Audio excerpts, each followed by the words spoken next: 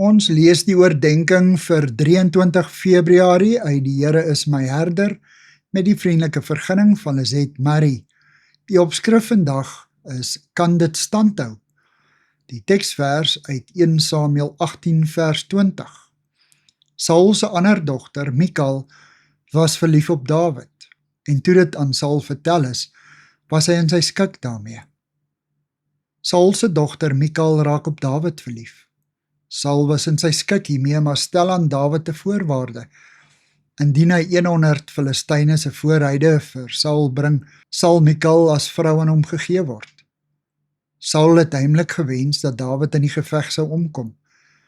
Nadat Dawid die voorwaarde dubbeld nagekom het, het hy Saul se skoonseun geword. Maar die huwelik was egter veel eerder 'n transaksie as 'n heilige verbintenis. Aanvanklik is Michal liefdevol en loyaal.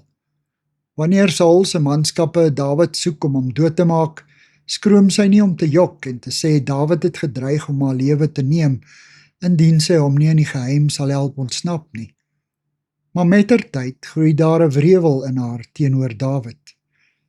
Wanneer hy met sy linne doekkleed voor die ark dans, verag sy hom openlik. Vir Dawid, wat dans om God se eer, is haar smalende woorde 'n belediging teenoor God, wat hom as koning uitgekies het. Dit wil voorkom of Michal Dawid eerder bewonder as liefgehad het. Toe die toets vir hulle huwelik kom, het sy gefaal.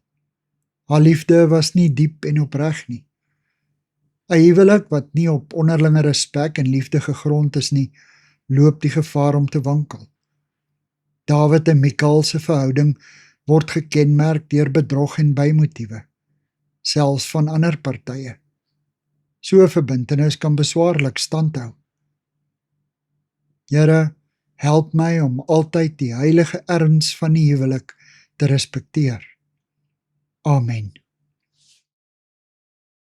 Dankie vir die saamkuier. Ek deel Lizet se kontakbesonderhede in die inligtingsparagraaf van die kanaal. Daar is ook skakels na voorlesings van Lizet se ander publikasies wat hier beskikbaar is.